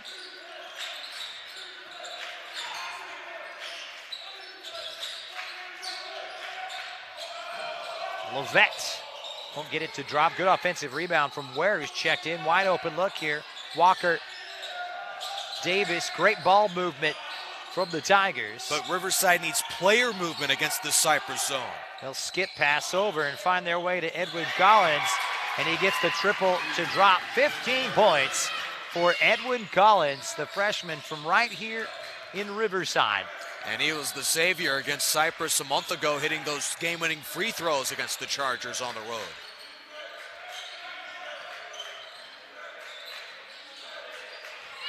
So the seesaw battles continue. Dimitri Ariolas dumps it inside for Smith Coleman, who muscles one in. And how about Devion Smith Coleman, the big boy, at 6'4", 265, gets it to drop. Right off the bat, though, is Collins hoisting up another triple. Yeah, I don't know why they didn't go to Smith Coleman earlier in the game. That's the kryptonite of Riverside. That size, with RCC having a 4-guard lineup, I mean, they just don't have an answer for that sort of size. Good hustle play. And it heads to the backcourt now, 10 to shoot for Cypress. They'll have to hurry it up. Got to run the no huddle. Mariolis for 3, misses everything. Yeah, Smith Coleman's got to roll to the basket there. Oh, nicely done inside. Amir Davis with a soft touch off the glass. How about the night that Davis is having? He goes into double figures with 10. Yeah, and on that pass was Walker, which will get lost in that, but he really initiates the offense and nearly took the charge. Wide open look for Aaron Edison. It's not dropping here for Cypress. Good looking drive from Davis, and back-to-back buckets from Amir Davis. Timeout, Cypress, and Amir Davis starting to heat up. 12 points. Second to Edwin Collins here for RCC, but suddenly roaring to life for the Tigers. Yeah, brought it back in the first half. Melvin Walker, 10 points a game is pretty solid, but number 2 for RCC set up that offense as he attacks right off the rebound. He nearly got a charge, but he at least got the board following the miss from Cypress, turned it into points. He is athletic. He's incredibly fast off the first step, and while the Chargers did a good job stopping him, Walker took full advantage of the numbers he had up the floor, setting it up for Davis, who finishes. Walker, he's not going to lead this conference in scoring when the season is over. But to me, I think, at least for Riverside, he's the best guard they have. And he's just a freshman because he does so many of the small things on both ends that makes, this offense work. They're scoring 72 a game. And even when Riverside is struggling to score here, Walker is making an impact on this contest. And they've been pretty amazing so far. Riverside City, as I mentioned, 7 wins and just 3 losses, but they've won their last 6 here on their home hardwood. Their last home defeat, you have to go all the way back to December 5th when they lost, and of course, here to East Los Angeles. So they've been nearly invincible, and they're starting to show it right now in some of the best ball they played all night. The Huskies are the 3rd-ranked team in the state of California. That's a pretty good home loss for RCC. Right now, the Tigers are slated 16th in the state of California, and for junior college, there are just under 100 teams. So RCC is among the best in the state, and California junior college basketball is the best state for JUCO hoops in the country in terms of rankings and RPI. So the Tigers are among the better teams in the country for junior college hoops. So let's take a look at that. To Edwin Collins here. Let's take a look at that play there, and there's Riverside's Kevin Zimba, number 24. That's the sub the Tigers made with Philip Matthews in that chess match against Cypress's Drew Alhadoff to try and match the size of the Chargers, because they're going big now with a couple forwards into the game, including this one. That's Barnes who gets blocked. So quick outlet here for Walker. Spotting up as Lovett, and they'll reset the offense.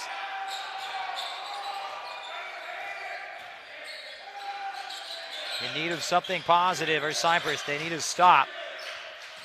On the skip into the corner now for Xavier Ford. Walker dishes. It's Lovett.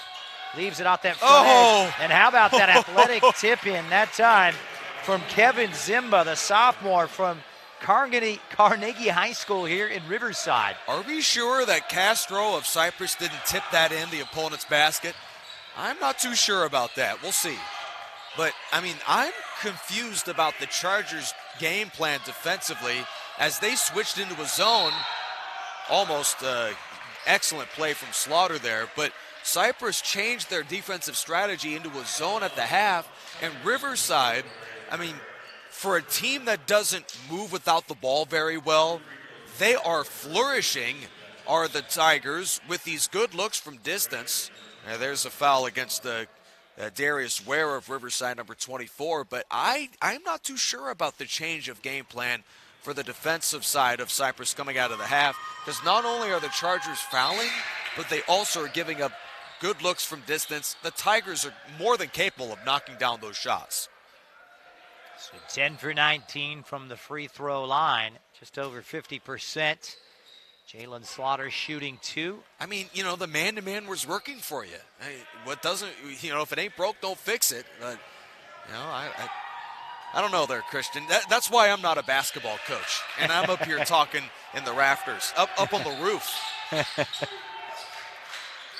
But in terms of junior college venues, Wheelock Gym's about as good as it gets. It's a state-of-the-art facility for junior college basketball, and that's what Arthur and Wheelock, that's what he put together when he made the stadium and the gym.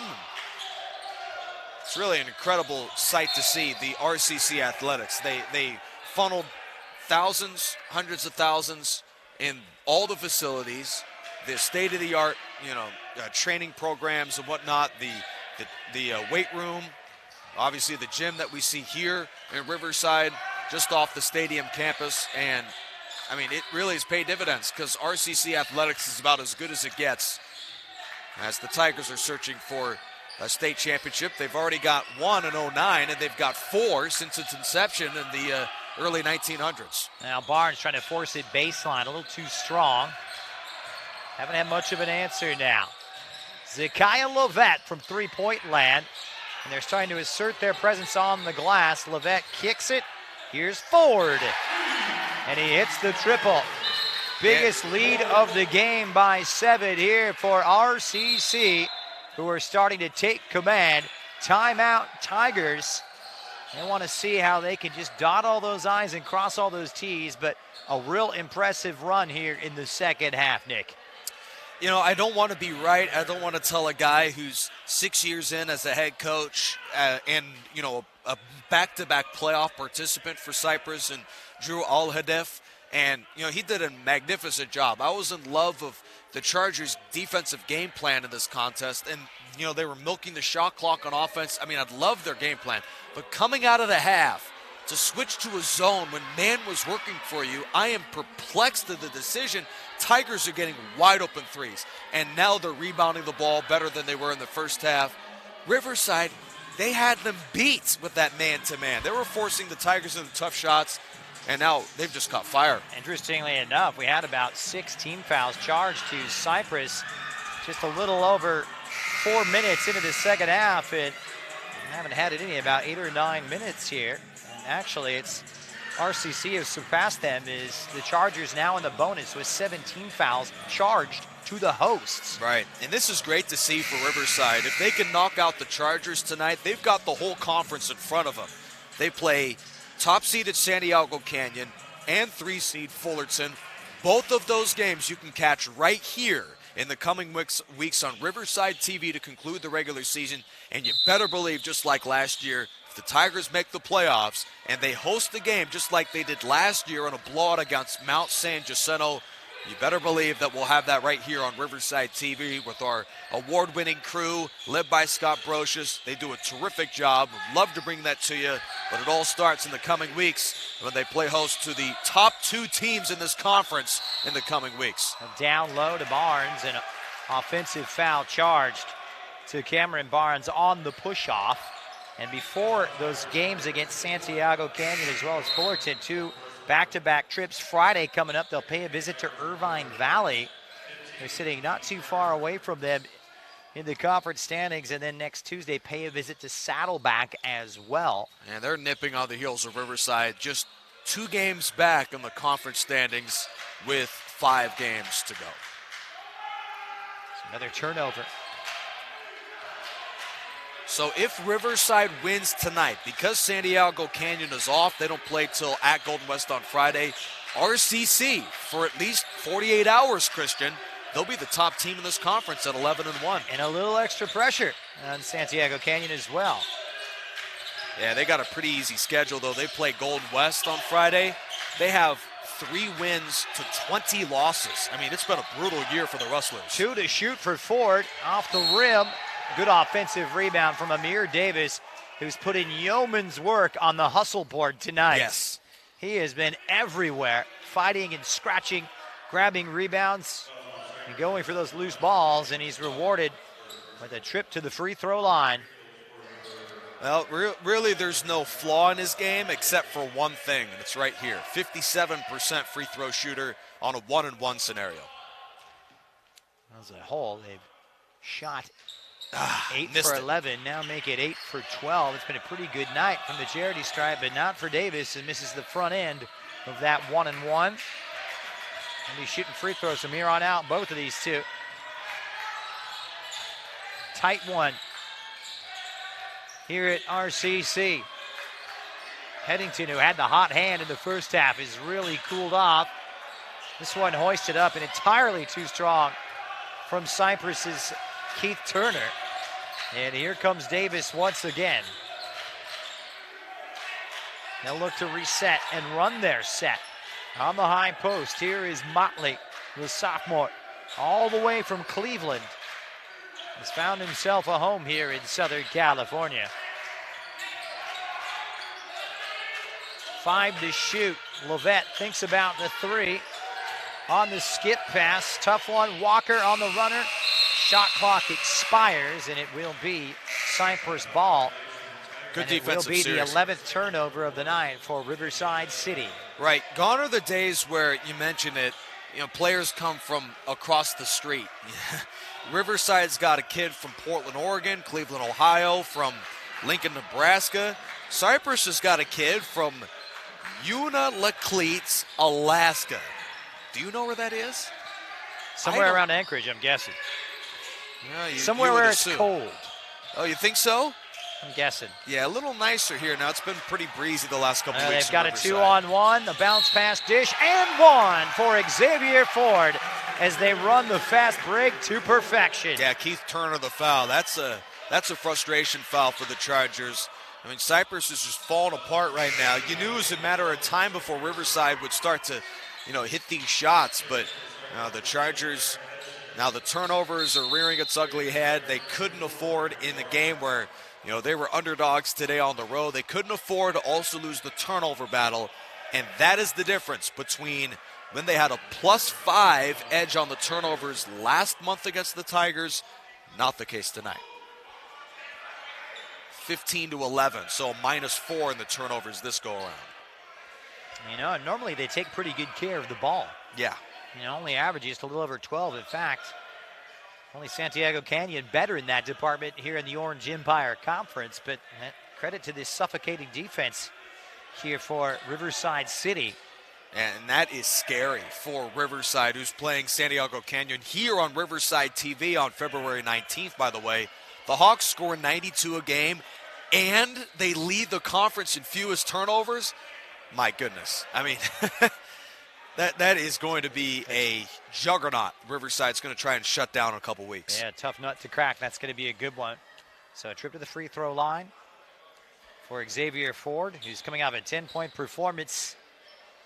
Played just 16 minutes in that start against Orange Coast College on Friday. Right. Riverside did only lose to Santiago Canyon by 8 earlier last month. So, I mean, and it's the beautiful thing about basketball. You could lose to Santiago Canyon, still make the playoffs, play them in the postseason, and you get your third crack at it. Unlike football, you get one chance. We just saw the Super Bowl earlier. I think if San Francisco got another crack at it, I don't have a dog in the fight, but I love Patrick Mahomes, by the way. But I think if San Francisco got another crack at it, I think they're running the ball up by 10 late in that game. Just my feeling. How about that defensive line from KC, though? Making things they're tough on Garoppolo. Chris Jones is going to be a made man pretty soon. So a chance for Ford here. Can't complete the three-point play. My goodness, Davis is not going to let you get a rebound easy. Number 5 there for Riverside. But yeah, basketball's different. You can lose to a team twice and still play them again. And we witnessed that earlier last year where Riverside lost to Mount San Jacinto by 41 in the regular season, then beat them down by 19 in the playoffs. Here's Castro with 6 on the clock and a step away, fadeaway jumper. Old school from Seb Castro. Yeah. Bucket Where for was him. that? Where was that in the first half? That's, I'm sure, what Chargers head coach Drew Alhadeff was wondering when he was 1 for 5 to begin this game. So 8 points for Sebastian Castro. Chargers, though, down by 7. We get down to the nitty-gritty on the kickout. It's Zekiah Lovett from long range. Yeah, Perhaps Lovett, a little too overambitious there. That's 0 for 7 from 3 for Lovett. He's rushing those shots. Within the offense, Lovett is wide open on these shots. If he takes a little more time and sets his feet and gets that follow-through going, I think he shoots a little bit better than he has right now. He is hurrying, and that's not like him. He's a 37% three-point shooter, but if he hits just 2 of those, this is a completely different game. So Darius Ware was fouled on the scrap for the ball. And now in the double bonus, shooting 2. Easier said than done, though. When you got a 6'5", 200-pound freak flying at you, a little hard to release that within your own comfort. Ware won't get the second to drop. Usually pretty solid from the line as well. She can get at a clip of over 76%.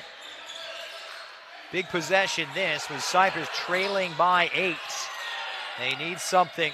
They need someone to step up as a catalyst. Barnes driving baseline, pulls it back too strong off the window, and it's going to be Chargers ball. Impressive finish. Didn't score, but Barnes did a great job against 2 defenders of getting the shot up. So athletic is Cameron Barnes. 18 points on 2 occasions, and timeout on the floor. Cypress will talk things over here. Big time possession here for them. Trailing by 8 because RCC, hey, look, this is a team that, if you characterize them, they're not pretty. They're a team that's not going to shoot the lights out. They dig in. They're almost a blue-collar hustle type team. Sure are, and this has to be very encouraging for head coach Philip Matthews. Even though they're a blue collar, whatever collar, I don't know, white collar, right? I mean, they're wearing white uniforms.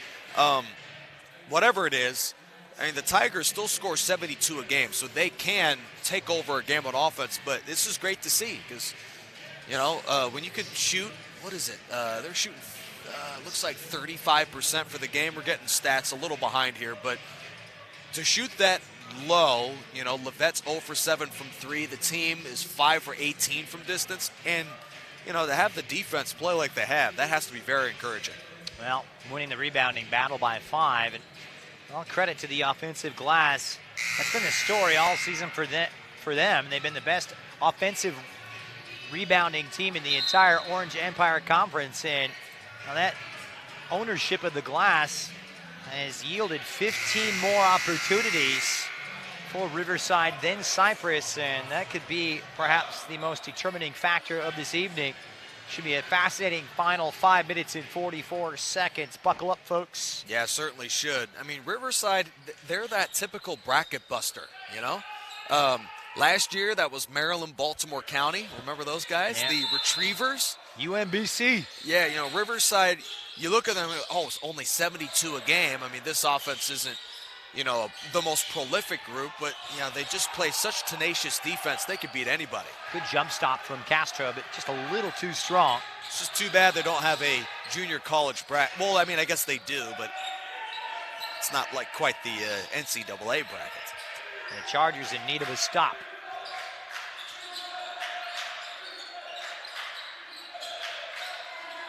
RCC looking for their 16th win of the season and their 11th in the OEC. Walker throws it up a little half-heartedly. And here comes Cameron Barnes. Couldn't get the job done. Great movement all the way to the rim, but just didn't have the finishing product.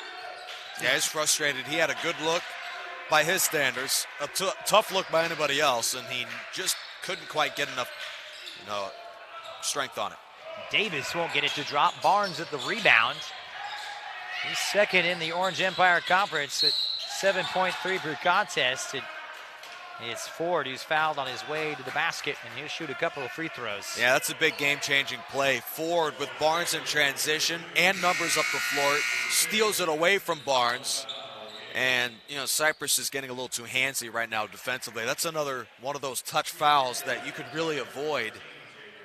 The Chargers are trying to create a turnover, but as a result, they are spending a lot of time allowing Riverside at the free throw line. A lot of that due to early foul trouble, and they don't want this young man to step up. Xavier Ford, 5 for 7 from the charity stripe with 12 points this evening. Right. Big catalyst. I mentioned a little earlier, the implications of this game are pretty dire because the Tigers still have not clinched the playoff spot yet. You really need to reach that 16 to 17 win plateau. A win would give RCC a 16-8 record and 5 in a row. And that's a very good resume to tell to the coaches that we're a postseason club. Based on the rankings, RCC is the 9th best team in the South, and the CCCAA allows 12 to make the postseason. 8 of the 12 have a first-round bye, so that also is important going down the stretch of the year, as RCC's got a brutal finish of the schedule. Of course, Cypress tonight, but they still play the two of the remaining top 3 teams in the conference are on their docket, and you can catch those games right here on Riverside TV. 9-point lead here for the Tigers. Had to put in that plug there, Christian. That was good work. A promo machine. That's what we've been doing our whole life, huh? Just promoting. When are people going to notice? I think they're beginning to notice, actually. Well, that's going to be a foul against Edwin Collins. Good drive from Barnes. He's been aggressive here, Barnes. But yes. Just hasn't gotten it to drop, so. It'll be the 4th personal, by the way, against Collins, who just came back in.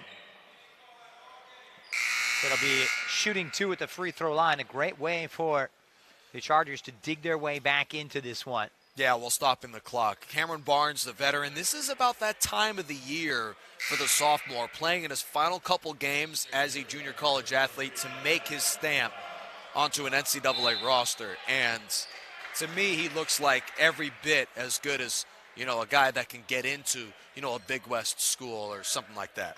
Correction, that's going to be the 5th foul charged to Collins. So the Tigers' leading scorer fouls out and the with guy 4:19 left. Right, the guy who won the game against this team last time with the free throws. Barnes has to tread lightly himself on 4. He steps to the free throw line to cut it to 8. Such an important trip to the charity stripe here for Cypress.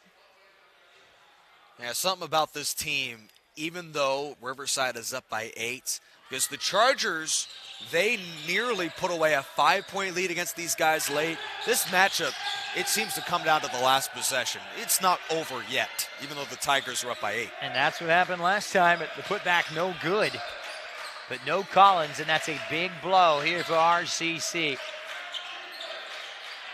Zimba on a nice little run, give and go that time with Levette, and he will shoot free throws with 3:58 left in the ball game. Unlike a majority of the first half, Riverside has looked a bit more decisive here in the second, attacking the basket, and really a brilliant pass on the part of maybe the best guard, as I've talked about on this team, the JW North product, and Melvin Walker. Zimba using his legs. Just under 54% from the free throw line this season. Phil Matthews wants to take this time to talk things over. Make sure his team is focused and on track for the home stretch here. It's such a big game. They wanted to complete the season sweep over their OEC rivals. Yeah, really, Philip Matthews, as the coach, has begun to caught fire for this club. The Tigers were a good program last year, but Riverside looks much deeper this season. I mean, they have knocked out just about everybody in the state of California among the top 25.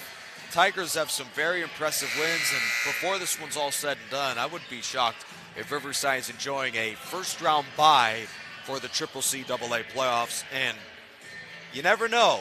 Difference between a bye and playing in the first round may come down to if they can win this game down the stretch. It's that close. The bench is going to be a big part of it here for RCC if they are going to make a run. And the bench performing valiantly Friday night when they put up 96 in a season high at the expense of Orange Coast College. 59 of those coming from the bench players.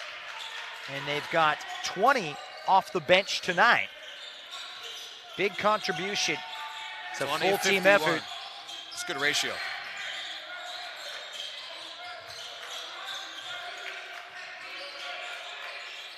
Barnes for 3, leaves it short, rebounded by Amir Davis, Mr. Everything. Averages about 4.5 rebounds along with 4.5 points per game. But reminds me of another guy from LA whose last name is Davis, Mr. Do Everything. 12 points and 11 rebounds for Amir Davis tonight. One of the best games of the season for the freshman.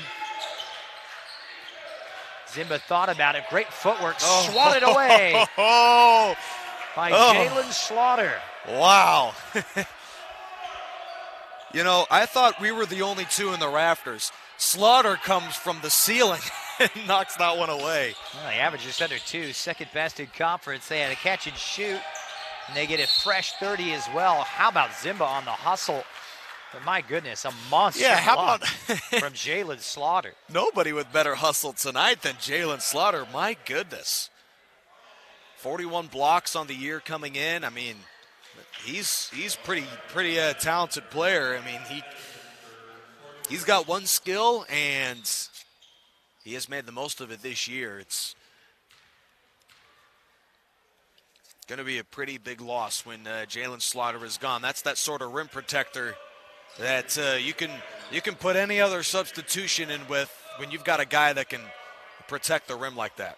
1.8 blocks per game. No go from the free throw line.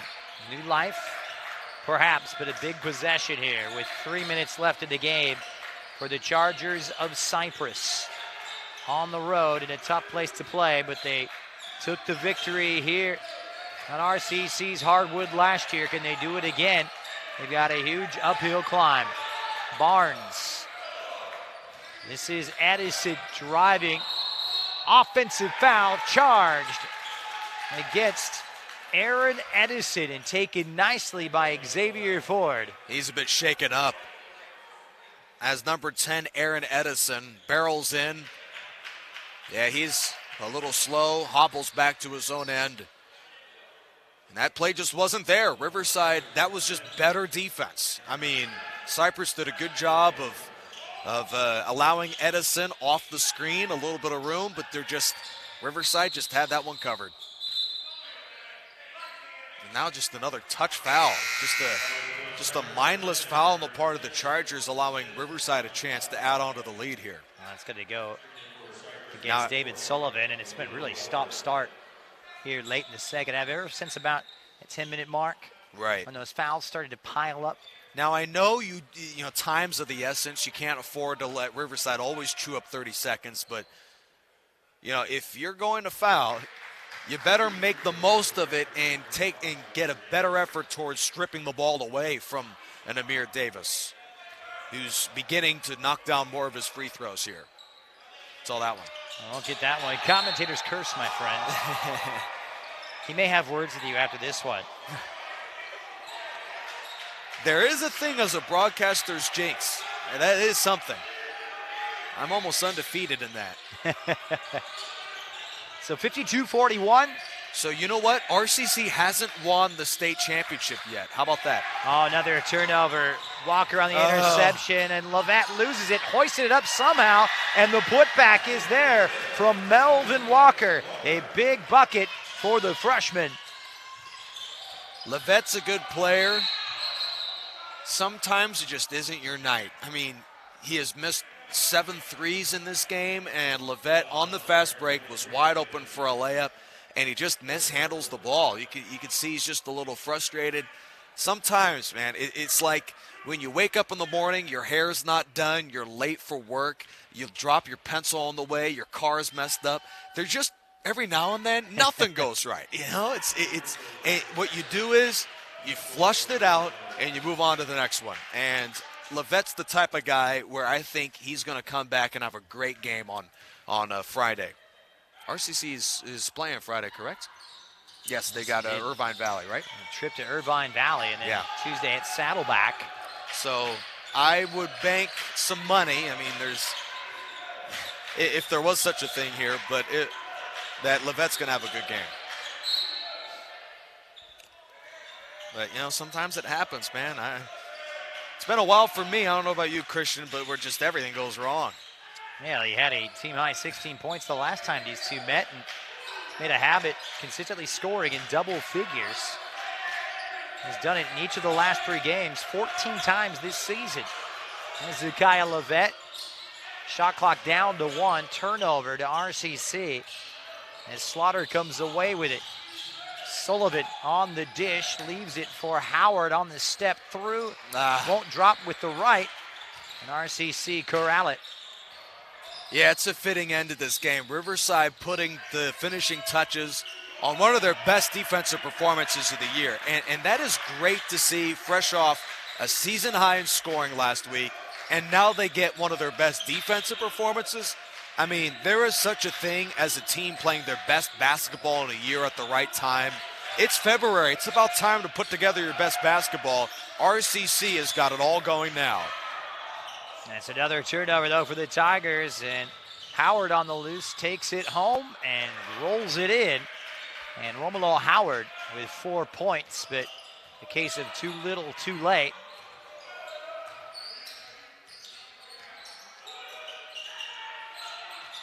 It'll be 5 straight wins, barring something miraculous. Walker goes all the way to the rim and stopped dead in his tracks.